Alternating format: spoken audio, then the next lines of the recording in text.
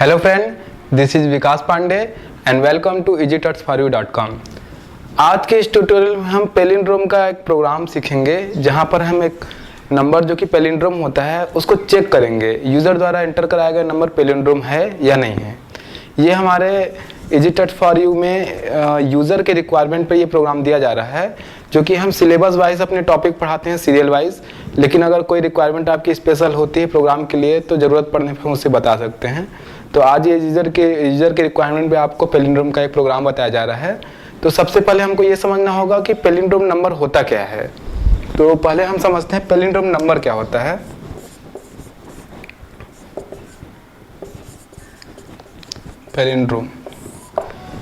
Palindrome number का मतलब होता है ऐसा नंबर जिसे अगर आप रिवर्स से भी रीड करते हैं तो सेम होता है। मीन्स अगर आपने एक नंबर लिखा, सपोज मैं यहाँ पे एक नंबर लिखता हूँ 1221। अब अगर आप इसको रिवर्स से रीड करते हैं, मीन्स अगर मैं रिवर्स से रीड करता हूँ 1221, तो ये दोनों नंबर सेम है। तो इस तरीके से ऐसा नंबर जिसे बैकवर्ड एंड रिवर्स से भी रीड करने पर वो सेम उसी नंबर जैसा होता है जिसे रीड किया जा रहा है। मीन्स अगर फॉरवर्ड से रीड किया जाए या बैकवर्ड से रीड किया जाए तो दोनों ही सेम है। तो इस तरीके के नंबर को हम बोलते हैं पैलिंड्रोम नंबर। अब अगर यूज़र ऐसा कोई नंबर एंटर करता है जो पैलिंड्रोम होता है तो उसको चेक करने के लिए हमें प्रोग्राम लिखना है। तो सबसे पहले हमको लॉजिक समझना होगा कि किस तरीके से किसी नंबर को पैलिंड्रोम है या नहीं है चेक किया जाता है। तो इसके लिए पहले हम एक नॉर्मल नंबर और पैलिंड्रोम नंबर के बारे में समझेंगे। अगर देखिए, अगर हमारे पास कोई नंबर होता है 1 2 3, रिवर्स से रीड करने पर 3 2 1, ये हो गया पहला फर्स्ट। सेकेंड में अगर हमारे पास नंबर है 1 2 1, रिवर्स से रीड करते हैं 1 2 1, ये हो गया दूसरा। तो लॉजिक जो है वो सिंपल है कि एक बार नंबर को फॉरवर्ड से अगर यूजर ने एंटर किया है तो उसी नंबर को हम रिवर्स करा लेंगे और दोनों को कंपेयर कराएंगे कि दोनों नंबर सेम है या फिर नहीं है। सपोज 1 2 3 को अगर हम रिवर्स कराते हैं तो 3 2 1 निकलता है। अगर इफ कंडीशन लगाते हैं और चेक करते हैं कि एंटर किया गया नंबर और रिवर्स किया गया नंबर सेम है कि नहीं है तो सेम नहीं पाया जाएगा और नॉट अ पैलिंड्रोम नंबर होगा। और यहाँ पर अगर 1 2 1 को हम रिवर्स कराते हैं तो फिर 1 2 1 ही आएगा।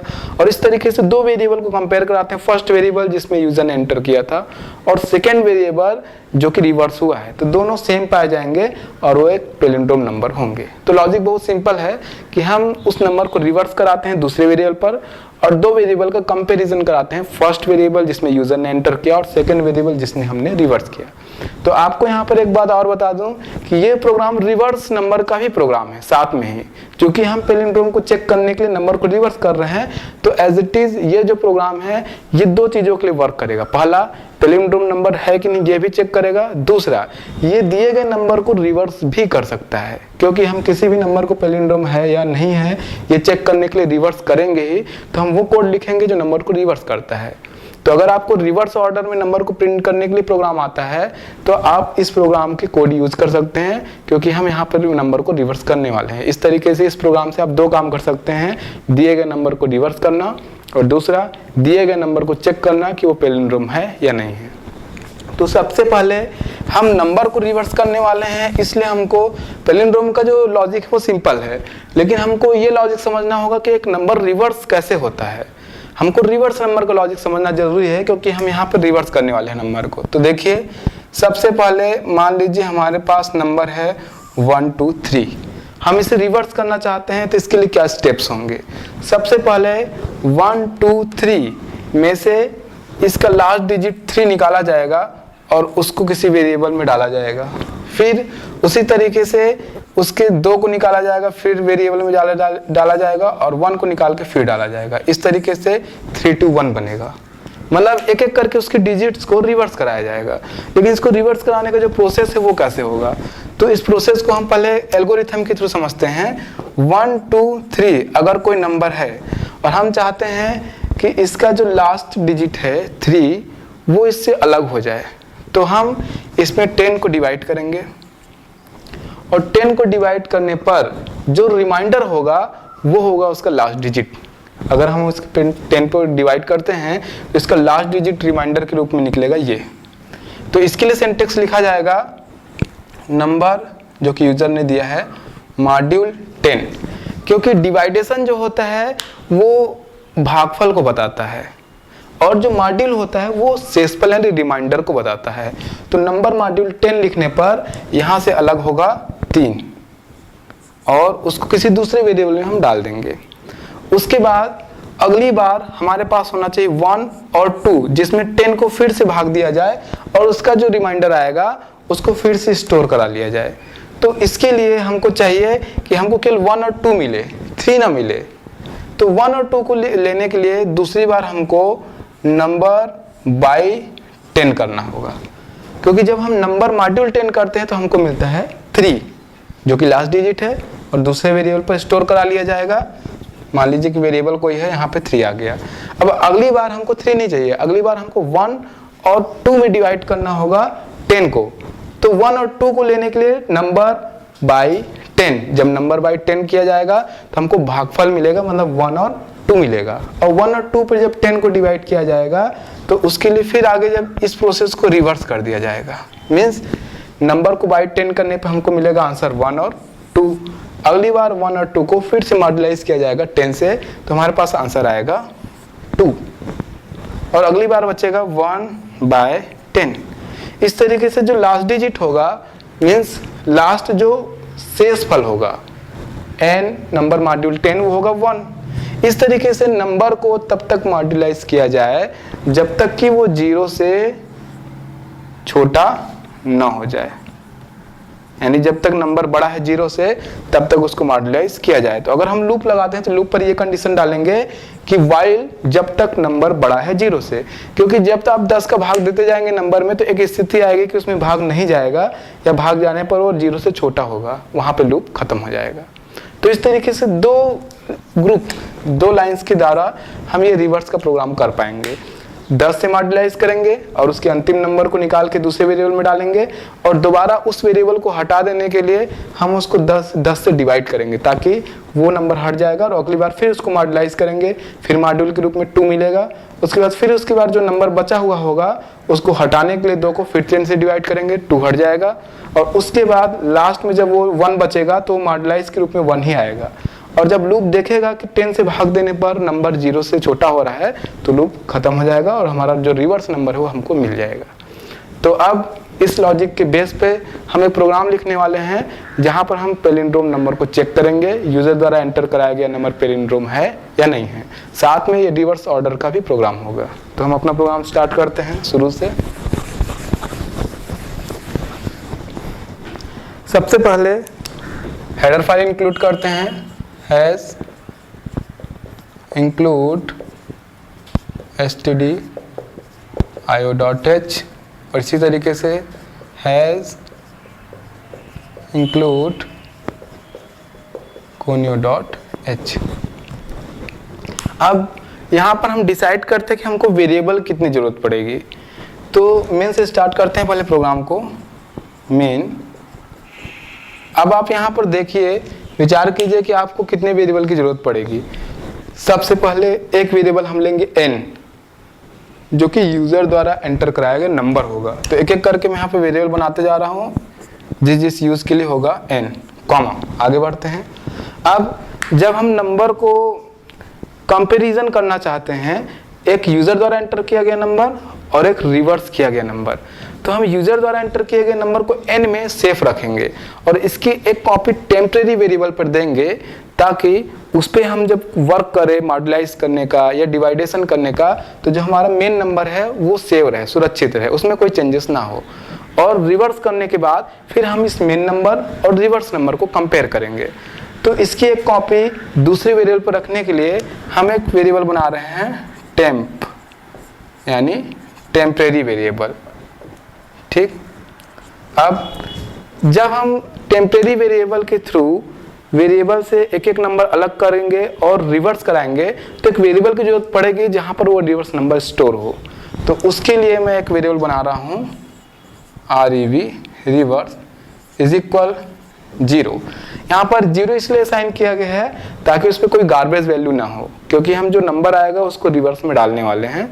तो शुरू से मैं इसको रिवर्स में 0 स्टोर करा रहा हूँ। आगे बढ़ते हैं। ये हो गया नंबर यूजर द्वारा एंट्री, ये हो गया टेम्परेरी वेरिएबल, ये हो गया रिवर्स। अब जब हम नंबर को रिवर्स कराएंगे तब रिवर्स कराते समय उसके एक एक नंबर डिजिट्स को अलग करेंगे और उसको रिवर्स में डालेंगे। तो जो नंबर अलग होगा उस अलग किए गए नंबर को स्टोर कराने के लिए एक वेरिएबल बना रहा हूं मैं r। आगे देखते हैं अगर प्रोग्राम में और कोई वेरिएबल की जरूरत पड़ेगी तो यहाँ पर हम बना सकते हैं। तो यहाँ पर अभी हमने 4 वेरिएबल बनाया है। यूजर द्वारा एंटर किया गया नंबर, उसकी कॉपी टेम्परेरी पे रखा जाएगा। रिवर्स जब नंबर किया जाएगा, जो रिवर्स नंबर स्टोर होगा उसके लिए रिवर्स वेरिएबल, और एक एक डिजिट को जो उससे अलग किया जा रहा है उसको रखने के लिए r, ताकि r को हम एक एक जो वैल्यू डिजिट अलग होंगे वो r पे रखा जाएगा और r की वैल्यू rev यानी रिवर्स पर एक एक करके दी जाएगी। अब प्रोग्राम हम स्टार्ट करते हैं। तो यहाँ पर हम पहले यूजर से एक नंबर लेंगे जो कि इंटीजर टाइप का होगा। तो यूजर को एक मैसेज देते हैं printf enter an integer number। अब यूजर से scanf में उस नंबर को एंटर करा लेते हैं। scanf %d comma address of n। ये यूजर से एक इंटीजर नंबर मांगा जाएगा और यूजर ने सपोज कोई भी नंबर एंटर किया तो वो n पर स्टोर हो जाएगा। अब चूंकि हमको n की एक कॉपी टेम्परेरी वेरिएबल पर रखनी है, n जो है वो उसका मेन वेरिएबल है, मतलब जहां पर उसकी वैल्यू एंटर की जाएगी यूजर द्वारा, उसको हमको अलग रखना है। तो उसकी एक कॉपी हम टेम्प पे डाल देते हैं। तो हम यहाँ पे लिख लेते हैं टेम्प इज इक्वल n। इस तरीके से हमारा जो n है वो सुरक्षित है, उसका वैल्यू, और उसकी एक कॉपी हम टेम्प वेरिएबल पे हमने डाल दिया। अब हम यहाँ से लूप स्टार्ट करते हैं जो कि नंबर को रिवर्स करने का काम करेगी। तो लूप काम करेगी इस टेम्प वेरिएबल पर, क्योंकि हमको जितने भी मॉड्यूलाइजेशन करने हैं, डिवाइडेशन करने हैं, उस टेम्प वेरिएबल पर करने हैं। तो टेम्प वेरिएबल पर हम जब मॉड्यूलाइजेशन करेंगे तो जो वाइल लूप होगा वो टेम्प वेरिएबल पर लगेगा और लूप तब तक चलेगा जब तक कि टेम्परेरी वेरिएबल या टेम्प वेरिएबल का मान 0 से बड़ा होगा। आगे हम कोड को लिखते हैं, कंटिन्यू है कोड। इसके आगे से कोड लिख देते हैं। एक ही स्क्रीन पे आने के लिए इसको मैं मिटा रहा हूँ ताकि एक स्क्रीन पे पूरा प्रोग्राम आ सके। तो कोड को मैं कंटिन्यू करता हूँ। जो मेन कोड है वो यहाँ से स्टार्ट होता है हमारा वाइल लूप से। While temp greater than 0। यहाँ से आप प्रोग्राम को समझना स्टार्ट कीजिए। समझिए कि टेम्प का मान अभी सपोज हम जो भी वैल्यू दिया होगा वो होगा। अब ये जब तक ग्रेटर है 0 से तब तक ही लूप चलेगा।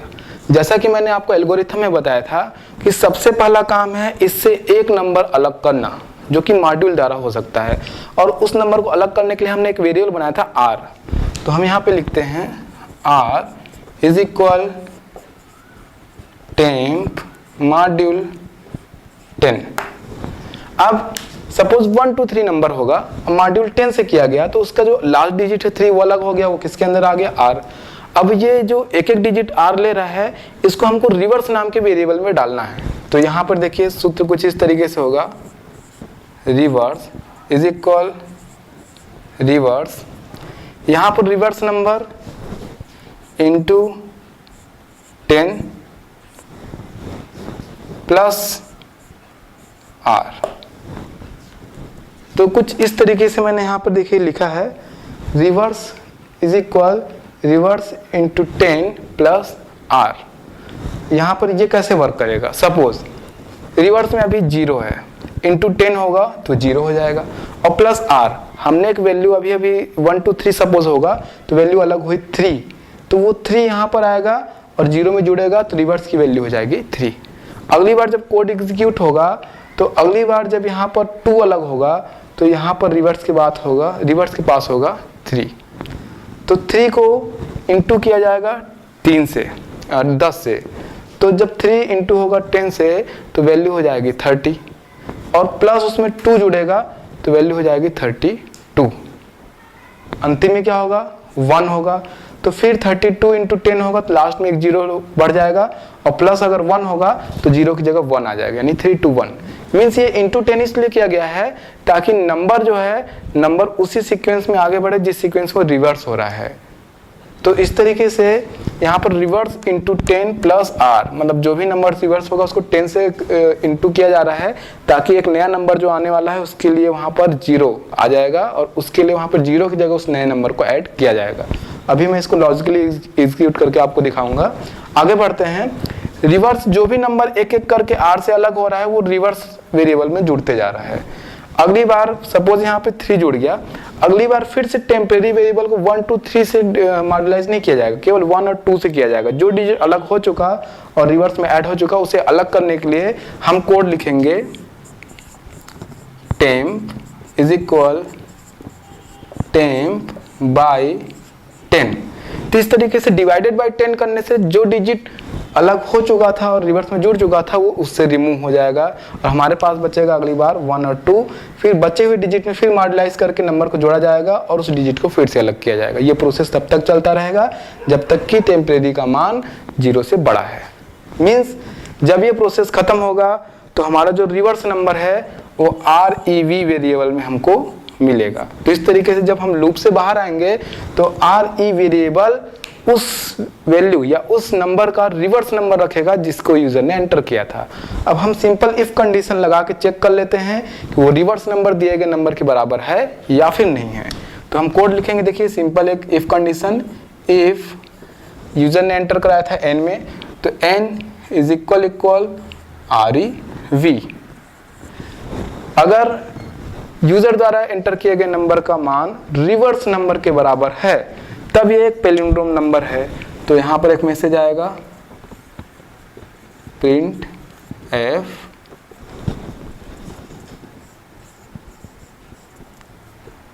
Palindrome number.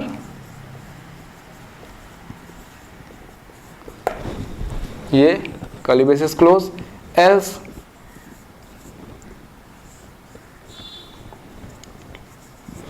अगर यूजर ने जो एंटर किया नंबर और रिवर्स नंबर बराबर है तो पैलिंड्रोम नंबर है, अदरवाइज एल्स में वो पैलिंड्रोम नंबर नहीं होगा। तो print F not a palindrome number.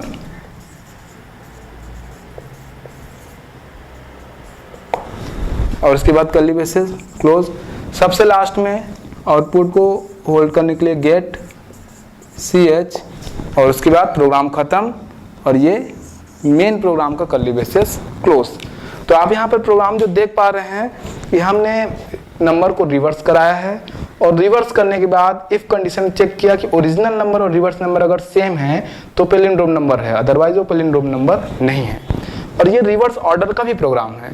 अगर हम रिवर्स ऑर्डर का केवल प्रोग्राम बना रहे होते तो हमारा कोड क्या होता, शुरू से जो इस लाइन तक का कोड है, मतलब यहाँ तक का कोड है वो सेम होता, और नीचे हम इस तरीके से उसका कंपैरिजन ना करा के हम रिवर्स नंबर को प्रिंट करा देते। हम लिखते print F reverse number is %d, और उसके बाद क्या लिखते REV, REV, मतलब REV की वैल्यू हम जब प्रिंट कराएंगे तो हमको ओरिजिनल नंबर का रिवर्स नंबर मिलेगा। तो इस तरीके से हम इस पैलिंड्रोम नंबर प्रोग्राम में 2 प्रोग्राम सीख चुके हैं। एक तो पैलिंड्रोम नंबर है या नहीं ये चेक कराने वाला, दूसरा रिवर्स ऑर्डर नंबर का प्रोग्राम। तो यहाँ पर आपको एक लॉजिकल एग्जीक्यूशन में दिखाता हूँ प्रोग्राम का। सपोज यूजर द्वारा नंबर में एंटर किया गया होता 1 2 3, तो रिवर्स कैसे होगा? सबसे पहले 10 में होगा 1 2 3, ये मॉड्यूलाइज होगा 10 से, टेम्प में 1 2 3 होगा, मॉड्यूलाइज होगा 10 से, इसका आंसर आएगा 3 R के पास। उसके बाद ये जो 3 होगा वो इस तरीके से रिवर्स के पास आएगा, यहाँ पर होगा 3 0 इंटू 10, तो यहाँ पे आंसर तो 0 ही होगा 0, और R इससे ऐड होगा तो +3, मतलब रिवर्स के पास आंसर होगा 3। नीचे बढ़ते हैं, इस टैंप में क्या आएगा? टैंप के अंदर होगा 1 2 3 by 10, मतलब इसका जो भागफल होगा। तो इसमें 1 इस लाइन के बाद टेम्प में स्टोर हो जाएगा 1 और 2। जब यहाँ से प्रोग्राम ऊपर की ओर जाएगा तो अगली बार आप देखेंगे कि टेम्प में 1 2 3 ही होगा, टेम्प में होगा 1 और 2। अब 1 2 मॉडुलाइज होगा फिर से 10 से। जब वो 10 से मॉडुलाइज होगा तो यहाँ पे 3 की जगह आएगा 2, इस तरीके से। अब यहाँ पर 2 कैसे ऐड होगा रिवर्स में? रिवर्स के पास पहले नंबर था 3, तो 3 × 10 = 30 प्लस 2 = 32। अब अगली बार रिवर्स के पास होगा यहाँ पर 32। अब आते हैं टेम्प में। टेम्प में होगा 1 2/10। इसका मतलब है जब 1 2/10 करेंगे तो टेम्प के बाद बचेगा केवल 1। उसके बाद ऊपर जब जाएगा तो ऊपर में 1 होगा मॉडुलाइज 10 से, और इसका फिर जो भागफल होगा वो r में आएगा 1, और r इसको फिर नीचे की तरफ ले जाएगा। तो यहाँ पे देखिए क्या हो जाएगा सीक्वेंस, REV जिसमें 32 था इंटू 10 = 320 और प्लस 1 = 321। और जब फिर से मॉडुलाइज किया जाएगा 10 से 1/10 तो ये 0 से छोटा हो जाएगा, और उसके बाद ये जो प्रोग्राम का एग्जीक्यूशन है वो खत्म हो जाएगा। और यहाँ पर आप रिवर्स में देख सकते हैं, लास्ट में रिवर्स में क्या वेरिएबल पाया गया, 3 2 1। इस तरीके से नंबर रिवर्स हो गया। अब जब लास्ट में उसको नंबर से यानी दिए गए नंबर शुरू का नंबर से अगर कंपेयर करा जाए तो 1 2 3 3 2 1 के बराबर नहीं है, तो पैलिंड्रोम नंबर नहीं होगा। लेकिन जो पैलिंड्रोम नंबर होगा उसका रिवर्स ऑर्डर वही आएगा जो कि उसने यूजर ने एंटर कराया था, तो वो पैलिंड्रोम नंबर आ जाएगा। तो इस तरीके से इस प्रोग्राम द्वारा हम एक रिवर्स ऑर्डर का प्रोग्राम और पैलिंड्रोम नंबर दोनों का ही प्रोग्राम हम यहाँ पर समझ पाए हैं। तो ये प्रोग्राम का लॉजिकल एग्जीक्यूशन हुआ कि किस तरीके से प्रोग्राम एग्जीक्यूट होता है और किस तरीके से उसका आंसर आता है। तो आज के इस प्रोग्राम में हमने एक रिवर्स नंबर का प्रोग्राम भी सीखा जिसमें किस तरीके से डिजिट दिए गए डिजिट को रिवर्स कराया जाएगा, और एक पैलिंड्रोम नंबर का प्रोग्राम सीखा कि किस तरीके से पैलिंड्रोम नंबर है या नहीं है इसको चेक कराया जाएगा। आगे के वीडियो ट्यूटोरियल में हम और भी आपको ऐसे ही प्रोग्राम देंगे। तब तक के लिए हमारे वेबसाइट EasyTouch4You आप लॉगिन कर सकते हैं। तब तक के लिए बाय।